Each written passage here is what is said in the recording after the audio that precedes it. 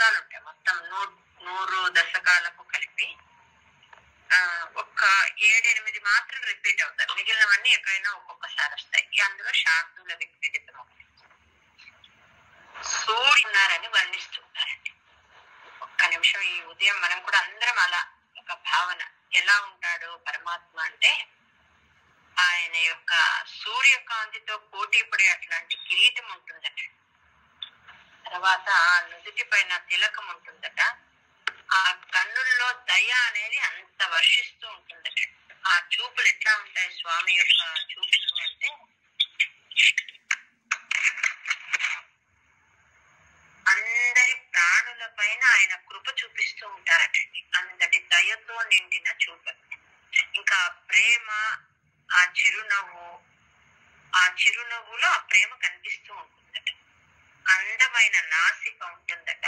ముక్కు, మకర కుండలాలు అంటే మొసలి ఆకారంలో ఉండే చెవి ఆభరణాలు ఉంటాయి. ఆ ఆభరణాల కాంతి ఆ స్వామి యొక్క గండ అంటే చెక్కిళ్ళ పైన రిఫ్లెక్షన్ ఇస్తూ ఉంటుందట. అట్లాంటి మంచి మకర కుండలాలు వేసుకుంటాడట. ఇంకా కంఠంలో కౌస్తుభమణి ఉంటుందట. ఆ కౌస్తుభమణి సముద్ర మథనంలో వచ్చినదండి. ఆ గొప్పదైన ఆ కౌస్తుభమణి, తర్వాత ఎన్నో రత్నహారాలు, తర్వాత వనమాల, ఇవన్నీ వేసుకుని ఉంటాడట. శ్రీవత్స చిహ్నం అని ఉంటున్నారు, అంటే గుర్తు. అమ్మ మ్యూట్ తీయకూడదు ఎవరు.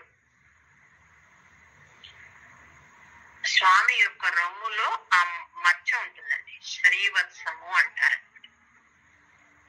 ఇట్లాంటి అపూర్వమైన ఎన్నో ఆభరణాలు, ఆ శ్రీవత్స ముద్ర, తర్వాత ఆయన కరుణతో నిండిన చూపు, కస్తూరి తిలకము, ఆయన కిరీటము, ఆ మకర కుండలాలు, ఇన్ని కలిపిన నీ రూపం ఎంత అద్భుతంగా ఉంది. అలాంటి రూపాన్ని భజే అంటే సేవిస్తాను. ఇట్లాంటి దివ్యమైన నీ రూపాన్ని నేను ధ్యానిస్తాను అని చెప్తున్నారు. సూర్య స్పర్ధి కిరీటమూర్ధ్వ తిలక ప్రోద్భాసి ఫాలాంతరం కారుణ్యాకుల నేత్రమాద్రహసితోల్లాసం సునాసాపుటం గండోద్యన్మకరాభకుండలయుగం కంఠోజ్వలత్ కౌస్తుభం త్వద్రూపం వనమాల్యహార పటల శ్రీవత్సదిప్రం భజే. సత్యునిపదా మూర్తిం తవార్తిచ్చిదం. వేసుకున్న ఆభరణాలు ఏమేమి వేసుకున్నారు అంటే చతుర్భుజుడు అండి పరమాత్మ. ఆ 4 బాహువులలో శంఖము, చక్ర, గద, పద్మాల యొక్క శోభ అమోఘంగా ఉందట. ఇంకా భుజకీర్తులు అంటారు. భుజకీర్తులు, దండ కడియాలు, కంకణాలు, ఉంగరాలు, అంగుళీయకాలు, అవన్నీ ఎట్లా ఉన్నాయంటే మంచి శ్రేష్టమైన అమూల్య రత్నాలతో పొదగబడిన ఆభరణాలు వేసుకున్నాడు. గద, శంఖము, చక్రము, పద్మం, వీటితో ఇవన్నీ వేసుకున్న నీవు ఎంత నీ ప్రకాశమానంగా కనిపిస్తున్నావు అని చెప్తున్నారు. బంగారు వడ్డానము ఉందట స్వామి యొక్క నడుముకు. ఆ వడ్డానం కింద ఏముంది అంటే పట్టు పీతాంబరం కట్టుకుని ఆ పీతాంబరం పైన ఈ వడ్డానం ఉంది. స్వామి వేసుకునే పీతాంబరం ఎలాంటిదట అంటే మనము ఇప్పుడంతా పట్టు పట్టు అని చూస్తున్నామండి. ఆ పట్టు మనం పెట్టుకుంటే ఇంత పెద్దగా ఉంటుంది కదా, దీన్ని మడత వేస్తే అగ్గిపెట్టెలో పట్టే అట్లాంటి పట్టుదట. ఆయన గుణచింతన చేయమని చెప్తారట. అంటే పీతాంబరధారి అని గుణచింతన చేయాలట. ఆ పీతాంబరం ఎట్లా ఉంటుంది అని భావించాలి అంటే నిజంగానే అలాగే ఉంటుంది. దానిపైన ఏ మరక పడినా కూడా ఇలా అంటే ఆ మరక వెళ్ళిపోతుంది. అంటే అంటూ అంటదట. అంటే జిడ్డు కానీ, నెయ్యిది కానీ, ఇంకొకటి కానీ ఏ మరక పడినా ఆ మరక అది జారిపోతుంది. అలాంటి వస్త్రం వేసుకుంటాడు. దాన్ని పీతాంబరము అంటారు. అట్లాంటివి అంటే ఆయన వేసుకునే వస్త్రం అలాంటిది. అది కాక పట్టువి మంచివి ఎన్నో పట్టు వస్త్రాలు పాండవులకు ఇచ్చేవాడట.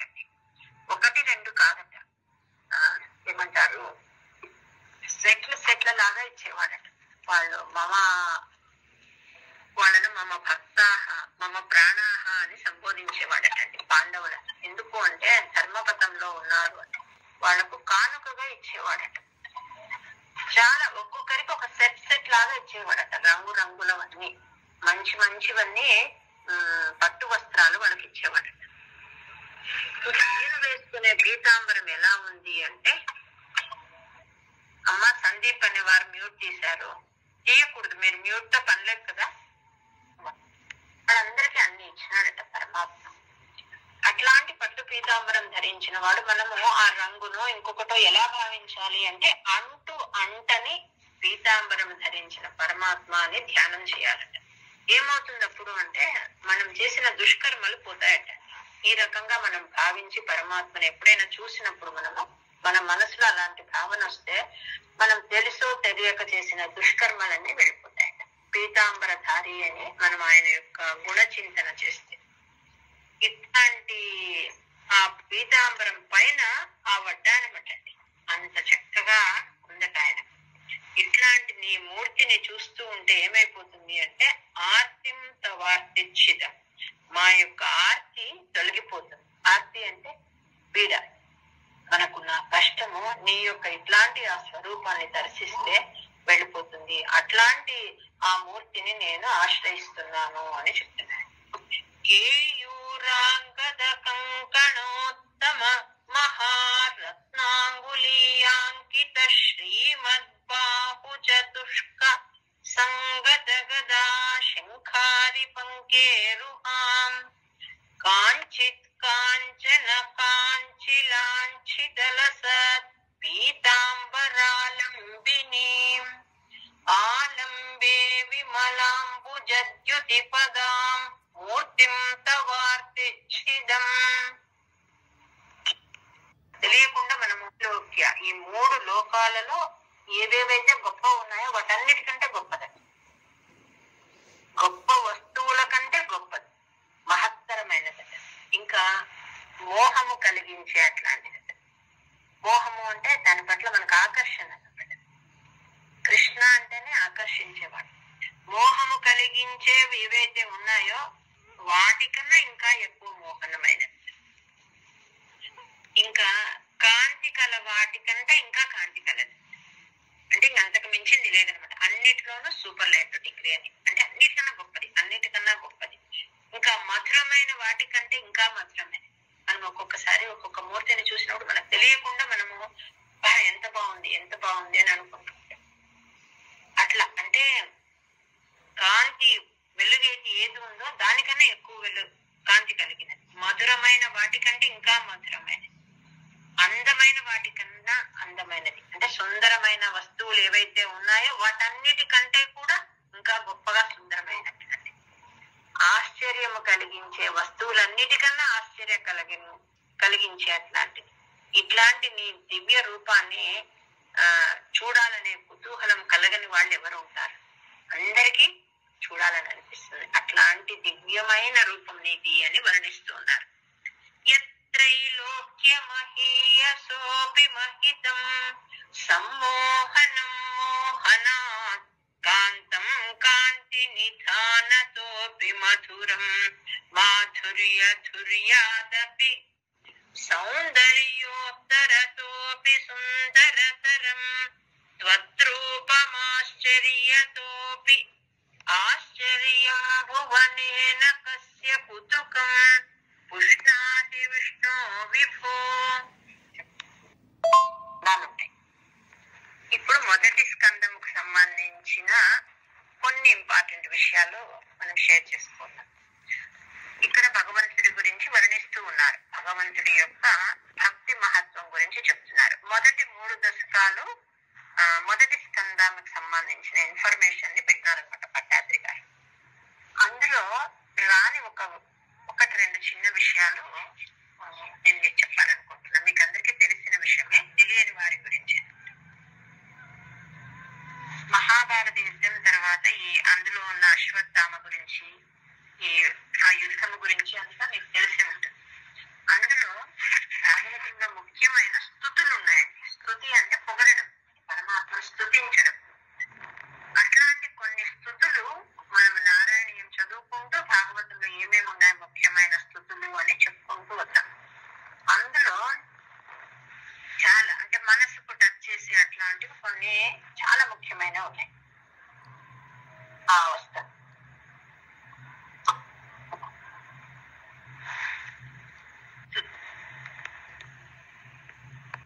అశ్వత్థామ ఏం చేస్తాడంటే ఉప పాండవులను అందరినీ చంపేస్తాడు.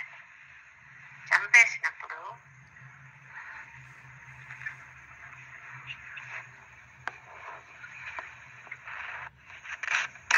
దుర్యోధనుడి సంతోషం కోసము, దుర్యోధనునికి సంతోషం కలిగించాలని నేను అపాండవీయం చేస్తాను అని చెప్తాడండి. అపాండవీయము అంటే పాండవులు అనే వాళ్ళు లేకుండా ఉండేట్లా నేను చేస్తానని చెప్తాడన్నమాట.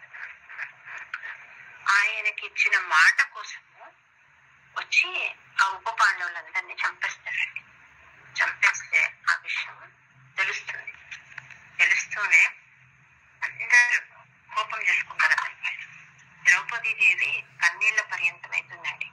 అంతటి పిల్లల్ని 5గురిని ఒకేసారి పోగొట్టుకోవడం ఆ తల్లి కడుపుకోత చాలా దుఃఖ సముద్రంలో ఉంటుంది. వీళ్ళేం చేస్తారంటే, నేను వెళ్ళి ఎవరైతే చంపినారో వాడిని తీసుకొని వచ్చి నీ ముందు పెడతాను, ఆ తర్వాతనే నీవు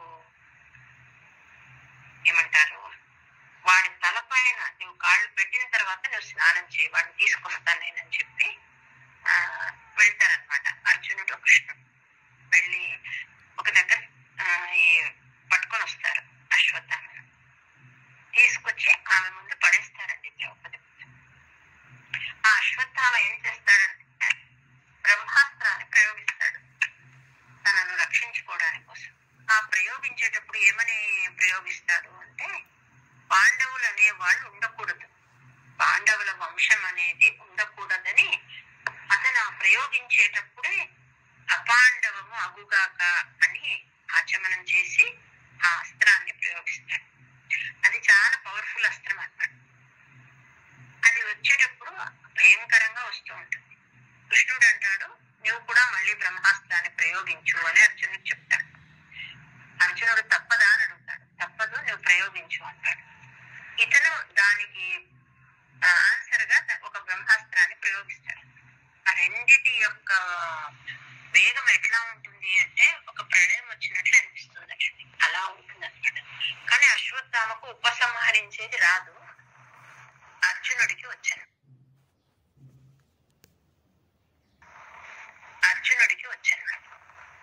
అశ్వత్థామ తండ్రి ద్రోణుడు అండి. ద్రోణుడు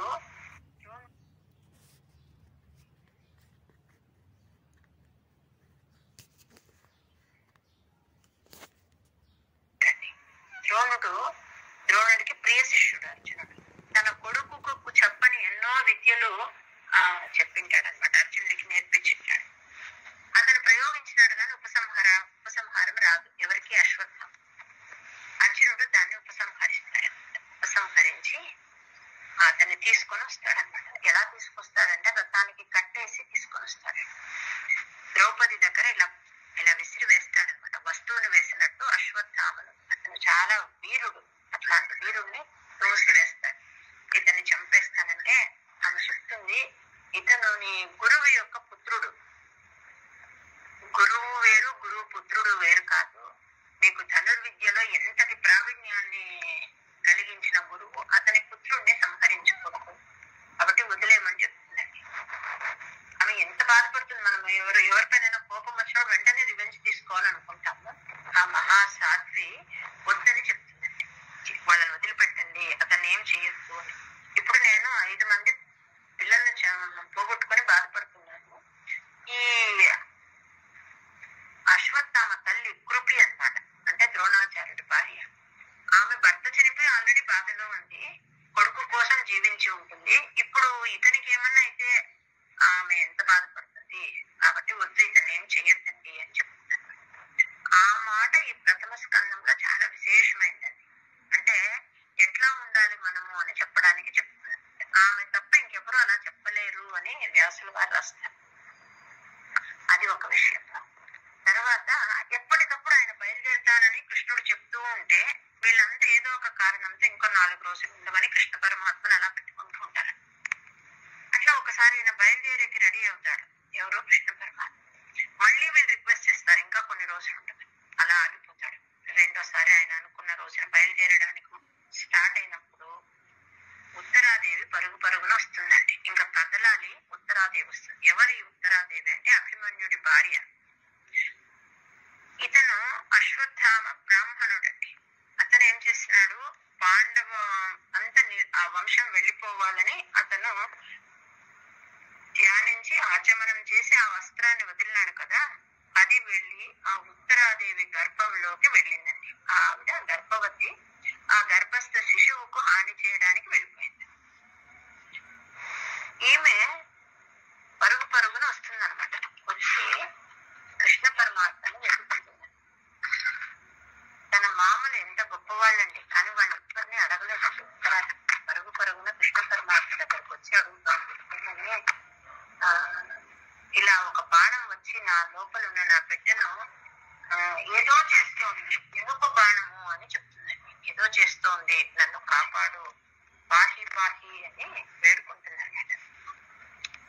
కృష్ణ పరమాత్మ గ్రహిస్తాడు ఇది అశ్వత్థామ వేసిన అస్త్రం యొక్క ఎఫెక్ట్ అని. ఆ తల్లి గర్భంలోకి వెళ్ళిపోతాడండి. ఉత్తరాదేవి గర్భంలోకి వెళ్ళి గదతో ఆ లోపల ఉన్న బిడ్డకు రక్షణ కలిగిస్తాడు. ఆ బిడ్డనే పరీక్షిత్ అన్నమాట. మనం ఈ రోజు భాగవతం అందరం చదువుకుంటున్నాము అంటే ఆ పరీక్షిత్ ద్వారా మనకి ఇది కలిగించినాడు అనమాట పరమాత్మ. ఆ లోపల ఉన్న ఆ బిడ్డకు రక్షణ కలిగిస్తాడు స్వామి అని చెప్తారనమాట. స్వామి తన మాయతో ఆ శిశువును బతికిస్తాడనమాట. అట్లా ఉత్తరాదేవి గర్భంలోకి వెళ్తాడు. స్వామి పుట్టినది దేవకీదేవి గర్భంలో అయినా కూడా దేవకీదేవి గర్భం అంతా మాయతో నిండి ఉంది, ఆ సమయానికి మాత్రమే బయటకు వచ్చినాడు అని చెప్తారు కృష్ణ జననంలో. కానీ ఉత్తరాదేవి గర్భంలోకి స్వామి వెళ్ళాడు కాబట్టి ఈవిడ కూడా స్వామిని మోసిన తల్లి అని చెప్తారన్నమాట. ఆ రకంగా కాపాడింటాడండి. మళ్ళీ ఇంకొక రోజు ఫిక్స్ చేసుకుంటాడు బయలుదేరడానికి. ఒక్కసారి వెళ్తానంటే మళ్ళీ ఆపుతారు, రెండోసారి ఆపుతారు, మూడోసారి ఉత్తరాదేవిని కాపాడతాడు. పాహి పాహి మహాయోగిని దేవదేవ జగత్పతే అని ఆమె వేడుకుంటుంది, కాపాడతాడు. ఇంకా లాస్ట్ కి బయలుదేరుతాడండి. బయలుదేరేటప్పుడు కుంతీదేవి స్తుతిస్తుందండి పరమాత్మను వేడుకోలప్పుడు. ఆ కుంతి స్తుతి భాగవతంలో అద్భుతం అన్నమాట. మొదట్లోనే పెట్టినారు వ్యాసుల వారు, ప్రథమ స్కందంలోనే. అంటే ఇది మనకు నారాయణీయంకి ఇది సంబంధం కాదు, కానీ నారాయణీయం అంటే భాగవత సారమే కాబట్టి కుంతి స్తుతి తెలుసుకునే మనం ముందుకు వెళ్ళాలి అనేది నా అభిప్రాయం అండి. ఆ కుంతీదేవి చెప్తుంది, ఎన్ని రకాలుగా నువ్వు మమ్మల్ని కాపాడినావు, ఒకటా రెండా? నువ్వు నీ తల్లి జైల్లో ఉంటే, అంటే కంసుడు చెరలో పెడితే ఆమెను కాపాడినావు, ఆమెను ఒక్కసారే కాపాడినావు. కానీ నన్ను ఎన్నిసార్లు కాపాడినావు, ఎన్ని రకాలుగా, ఒకటి కాదు, బాల్యంలో కాపాడినావు, తర్వాత విష అన్నం నుంచి కాపాడినావు, రకరకాల కష్టాల నుంచి కాపాడినావు, నన్ను నా బిడ్డలను పదే పదే అడుగడుగున రక్షిస్తూ వచ్చినావు. కాబట్టి నేను నిన్ను ఒక్కటే కోరుకుంటున్నాను. ఏమని అంటే మా జీవితంలో ఎప్పుడు ఆపదలే ఉండని అని కోరుకుంటానండి. ఆపద మీద ఆపద అంటే పరంపరగా ఆపదలే రాని. ఎందుకంటే ఆపదలు వస్తే మేము నిన్ను స్మరిస్తాము, అప్పుడు నీ దర్శనం కలుగుతుంది. నీ దర్శన ప్రభావం వల్ల మాకు ఈ జనన మరణ రాహిత్యం వెళ్ళిపోతుంది. కాబట్టి మాకు ఎప్పుడు ఆపదలే రాని అని చెప్తుందండి. విపద సంతున శశ్వతత్ర జగత్పతే జగద్గురు ఉంటుందండి. విపద సంతున శశ్వతత్ర జగద్గురు భవతో దర్శనం యత్పాద పునర్భవ దర్శనం అని. మళ్ళీ మళ్ళీ మాకు కష్టాలే అని కోరుకుంటున్నాను. ఎవ్వరు ఇప్పటి వరకు ఆ రకంగా ఆ కష్టాలు కావాలని కోరుకున్న వాళ్ళు లేరటండి. కుంతి మాత మాత్రమే అలా కోరుకుంటుంది. ఎన్ని రకాలుగా నువ్వు రక్షించినావు అంటే మమ్మల్ని విష ప్రమాదం నుంచి కాపాడినావు, లక్క ఇంటి నుంచి కాపాడినావు, హిడింబాది రాక్షసుల నుంచి కాపాడినావు, దుర్యోధనం నుంచి కాపాడినావు, వనవాసంలో ఎన్నో కష్టాలు పడినాం, దాని నుంచి కాపాడినావు. తర్వాత కురుక్షేత్రంలో మహారథుల శస్త్రాస్త్రాల బారి నుంచి కాపాడినావు. ఇప్పటికిప్పుడు ఉత్తరాదేవిని కాపాడినావు బ్రహ్మాస్త్రం బారి నుంచి. ఒకటా రెండా, ఎన్నిసార్లు నువ్వు మా పైన కరుణ చూపించినావు. కాబట్టి నేను వేడుకున్నది ఒక్కటే, మాకు పదే పదే కష్టాలేవు. ఆ కష్టాలు వచ్చినప్పుడు మేము నిన్ను మరీ స్మరిస్తూ ఉంటామని అడుగుతున్నాను. ఆ కుంతి స్తుతి మొదటి స్కందంలో వస్తుందండి, అధ్యాయం 8లో. మీ దగ్గర ఎవరి దగ్గరైనా భాగవతం ఉంటే నెమ్మదిగా చదువుకోండి, చాలా బాగుంటుంది. యత్రైలోక్య మహీయసో తతోపి మహితం సమ్మోహనం మోహనాత్ కాంతం కాంతి నిధానతోపి మధురం మాధుర్యధుర్యాదపి సౌందర్యోత్తరతోపి సుందరతరం త్వత్రూపమాశ్చర్యతోపి ఆశ్చర్యం భువనేన కస్య కుతుకం పుష్ణాతి విష్ణో విభో. చెప్పండమ్మా. పై శ్లోకంలో చెప్తున్నారు కదా ఎట్లా ఉంటుంది ఆయన రూప లావణ్యము అని. అట్లాంటి మాధుర్యంతో అందంగా ఉన్న నీ యొక్క రూప గుణాలను ఆశ్రయించుకుని అమ్మవారు ఏం చేస్తుందంటే ఎప్పుడు తన భక్తుల సమీపంలో ఎక్కువసేపు ఉండకుండా ఎప్పుడు నిన్నే ఆశ్రయించుకోను. పత అంటే అయ్యో అని. అయ్యో అందువల్ల అమ్మవారికి ఎంత కష్టం వచ్చింది. ఏం కష్టం వచ్చింది? నీ రూప మనోజ్ఞత పట్ల ప్రేమ ఏర్పడటంతో అమ్మవారు నీ దగ్గర ఎక్కువ ఉండడంతో భక్తుల దగ్గర ఎప్పుడైతే ఉండదో లక్ష్మీదేవి చంచల అనే చపల అంటారు కదా, అట్లా అంటే ఎక్కువసేపు ఉండదు ఆమె, చపలత్వం కలిగిందని అమ్మవారికి నీ వల్ల చెడ్డ పేరు వచ్చింది స్వామి, ఎంత శోచనీయం ఇది అని చెప్తున్నాడు. అంటే నీ యొక్క గుణ రూపాల పట్ల ప్రేమ కలిగి అమ్మవారి భక్తుల దగ్గర ఎక్కువ కాలం ఉండకుండా నిన్నే అంటి పెట్టుకొని ఉంటావు. దాంతో అమ్మవారికి భక్తులంతా లక్ష్మీదేవి చపల అని చెప్తున్నారు. నీ వల్ల అమ్మవారికి ఈ రకంగా చెడ్డ పేరు వచ్చింది అని చెప్తున్నారు. మధురాత్మకం తవ వపుః సంప్రాప్య సంపన్మయీ సా దేవీ పరమౌత్సుకా చిరతరం నాస్తే స్వభక్తేష్వపి తేనాస్యావత కష్టమచ్యుత విభో త్వద్రూపమానోజ్ఞక ప్రేమ స్థైర్యమయాద చాపలబలాత్ చాపల్యవార్తోదభూత్ తత్తాక్ష్మేస్తావకరామణీయక హృదైవేయం పరేష్వస్థిరేతి. అస్మిన్ త్యా అనే అక్షరం ఉంది రెండో లైన్ లో. ఆ త్యా అనే అక్షరాన్ని రౌండ్ ఆఫ్ చేసేసి ఆ అనే అక్షరం పెట్టుకోవాలి. ఆ త్యాని రెండు భాగాలుగా చేసినాను. మొదటి లైన్ లాస్ట్ లో తి అని పెట్టాను, రెండో లైన్ లో ఆ అనే అక్షరం రాసుకోండి. అస్మిన్నన్యదపి ప్రమాణమధునా వక్ష్యామి లక్ష్మీపతే ఏ త్వధ్యాన గుణానుకీర్తన రసాసక్తా హి భక్తా జనాః తేష్వేషా వసతి స్థిరైవ దయిత ప్రస్తావ దత్తాదరా. ఇక్కడ కూడా అమ్మవారి గురించి చెప్తున్నారండి. ఇంతకు మునుపు చెప్పుకున్నాం మనం, అమ్మవారికి చపల అని చెప్తున్నారు. ఎందుకంటే నీ రూప వైభవాల పైన ప్రేమతో అమ్మవారు నీ దగ్గర, మీ మనోజ్ఞమైన నీ రూప వైభవాల పైన ఆసక్తితో అమ్మవారు నీ దగ్గర ఎక్కువసేపు ఉంటోంది స్వామి, భక్తులు అందుకు ఆమెను చపల అంటున్నారు అని. ఇక్కడ కూడా అదే చెప్తున్నారు అన్నమాట. నీ యొక్క సుందర రూపానికి వశురాలైపోయి ఇంకా వేరే వేరే ఇతరుల పట్ల ఏమైతుంది, అస్థిరురాలైపోయింది. ఇంకొక ప్రమాణం కూడా ఉంది స్వామి అని చెప్తున్నారు పట్టాత్రి. ఏమని? నీ ధ్యాన గుణ కీర్తన రసాల పట్ల ఆసక్తులైన ఏ భక్తులు ఉంటారో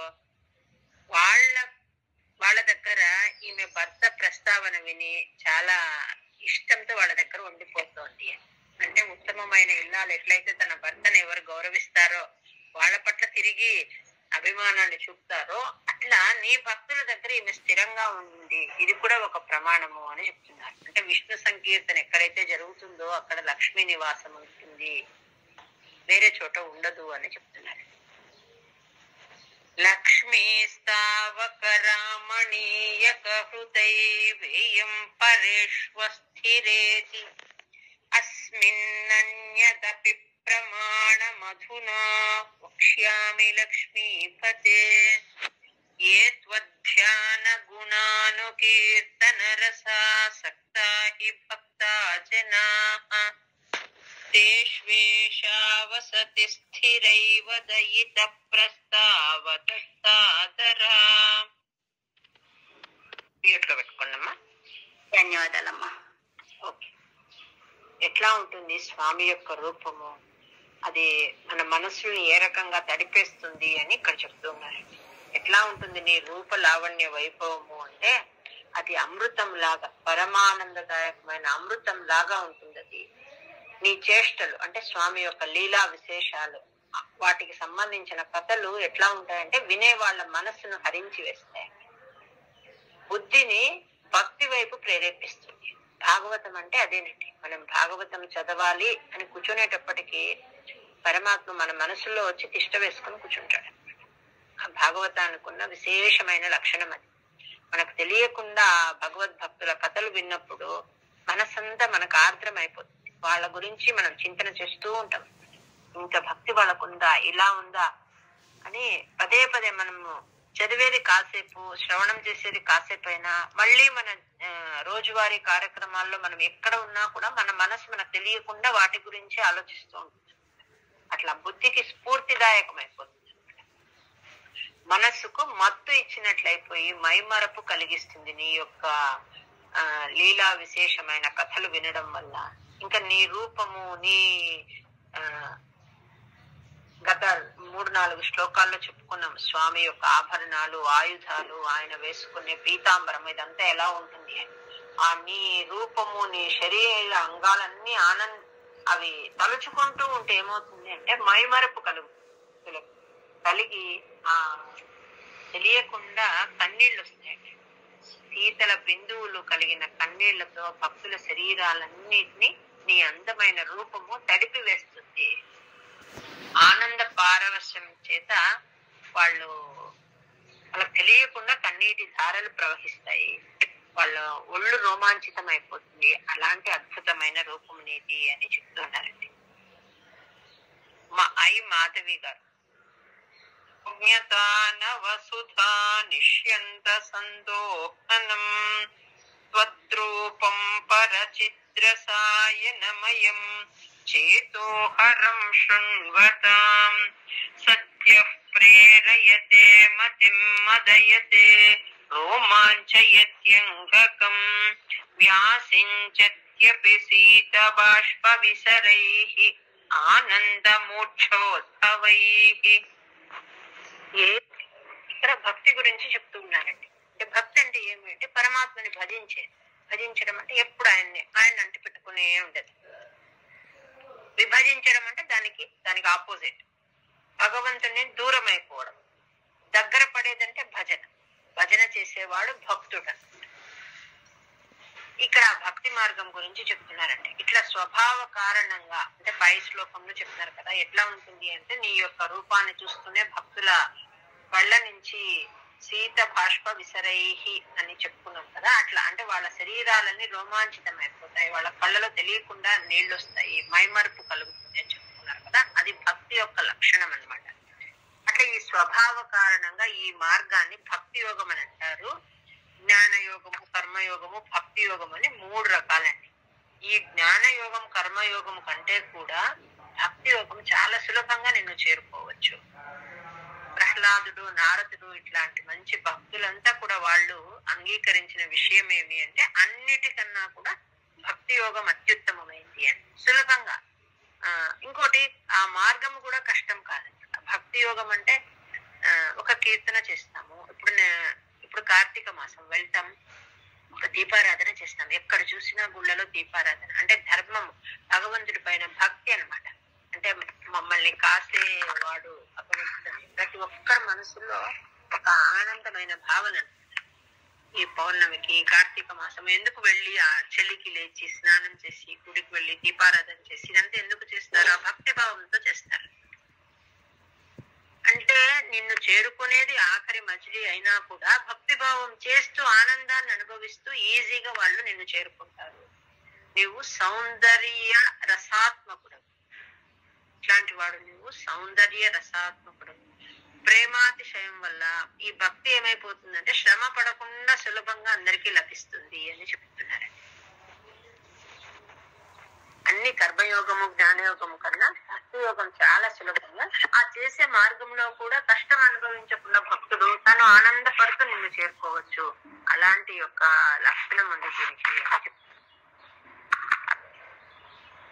ఏవం భూతతయ మయా హి భక్త్యభిహితో యోగః స యోగద్వయాత్ కర్మ జ్ఞానమయాత్ పురుషోత్తమతరో యోగీశ్వరైర్గీయతే సౌందర్యైకరసాత్మకే త్వయి ఖలు ప్రేమ ప్రకర్షాత్మికా భక్తిర్నిశ్రమమేవ విశ్వపురుషైః లభ్యారమావల్లభ. ఇక్కడ కూడా భక్తి గురించే చెప్తున్నారండి. ఏం చెప్తున్నారంటే ఈ మన శాస్త్రాలన్నీ ధర్మశాస్త్రాలు ఏం చెప్తాయి అంటే ఆయా వర్ణాశ్రమ ధర్మాలన్నీ ఎవరెవరు ఏమేం చేయాలి, నిత్య నైమిత్తిక కర్మలన్నీ చేసే విధానాలు చెప్తాయి. వాటి వల్ల కలిగే ఫలితాలను ఆశ్రయించకుండా చేసేదాన్ని కర్మయోగం అంటారు అని మన శాస్త్రాలన్నీ చెప్తాయి. ఇట్లాంటి కర్మయోగం వల్ల ఫలితం లభిస్తుంది, కానీ కొంచెం టైం పడుతుంది. ఇంకా ఉపనిషత్తుల్లో చెప్పినారు బ్రహ్మ జ్ఞానం అంతా, అది సామాన్య మానవుడికి అంత తొందరగా అర్థం కాదు. కాబట్టి అట్లాంటి జ్ఞానము పొందాలి అంటే చాలా చాలా మనసు చాలా కష్టపడుతుంది. అంటే విషయం అర్థమైతే గానీ ముందుకు పోము కదా. కొంచెం కష్టమైన మన మనసు ఎట్లుంటుందంటే ఇది వద్దులే, కొత్త పని అంటే వద్దనిపిస్తుంది. కొంతమంది మాత్రమే కొత్త కొత్త తెలుసుకోవాలని కుతూహల పడుతూ ఉంటారు, కానీ ఎక్కువ మందికి కష్టం అనగానే మనం వెనక వెళ్ళిపోతాం. అట్లాంటి జ్ఞానం పొందాలి ఈ ఉపనిషత్తులో చెప్పబడిన బ్రహ్మ జ్ఞానము అంటే చాలా కష్టం. ఈ పైన చెప్పిన ఈ కర్మయోగం మాట్లాడుతాం. ఏ పని చేసినా ఫలితాన్ని ఆశించకుండా చేయడం అనేది కర్మయోగం. కాబట్టి ఈ కర్మయోగము కష్టమే. ఏం చేసినా మనం ఏదో ఒకటి కోరకుండా ఉండలేము. పోని జ్ఞానం సంపాదిస్తామా అంటే మామూలుగా ఎవరికి అంత తొందరగా అర్థం కాదు. కఠోర శ్రమ ఉండాలి, మనసును కష్టపెట్టుకోవాలి. అది కాబట్టి ఈ రెండిటికన్నా సులభమైన మార్గం ఒకటి ఉంది. ఏమది అంటే భక్తి మార్గం. ఆ సులభం ఏమి అంటే నిన్ను బాగా ఇష్టపడితే చాలు స్వామి, ఆ భక్తిలో దొరికిపోతుంది. ఇంకా దాంతో మనసు సంతోషపడుతుంది, శ్రేయస్కరమైంది కూడా. భక్తి నిశ్రమమేవ, అన్నిటికన్నా చాలా సులభంగా ఉండేది ఏది అంటే భక్తి మార్గం. నీ పట్ల అచంచలమైన భక్తి కలిగింటే చాలు. నువ్వు ఉన్నావని నీ నమ్మి నిన్ను భక్తి చేయడము, నీ గురించి నీ అవతార విశేషాలు తలుచుకోవడము, భజించడం అంటే భజన చేయడము, కీర్తన, స్తుతి, ఇవన్నీ చేసేటప్పుడు కూడా మనసు సంతోషపడుతుంది, తొందరగా నిన్ను చేరుకోవచ్చు. కాబట్టి ఈ భక్తి మార్గము చాలా శ్రేయస్కరంగా, రుచికరంగా, సులభంగా ఉంది అని చెప్తున్నారు. నిష్కామం నియత స్వధర్మచరణం యత్కర్మ యోగాభిధం తద్దూరేత్య ఫలం యదౌపనిషద జ్ఞానోపలభ్యం పునః తత్తవ్యక్తతయా సుదుర్గమతరం చిత్తస్య తస్మాద్ విభో వత్ప్రేమాత్మక భక్తిరేవ సతతం స్వాదీయసి శ్రేయసి పటలాన్యాచర్య నిర్యన్మలా బోధే భక్తి పథేథవాపి ఉచితతాం ఆయాంతి కింతావతా క్లిష్ట్వా తర్కపథే పరం తవ వపుర్ బ్రహ్మాఖ్యమన్యే పునః చిత్తార్ద్రత్వమృతే విచింత్య బహుభిః సిద్ధ్యంతి జన్మాంతరైః చిత్తార్ద్రత్వమృతే విచింత్య బహుభిః సిద్ధ్యంతి జన్మాంతరైః.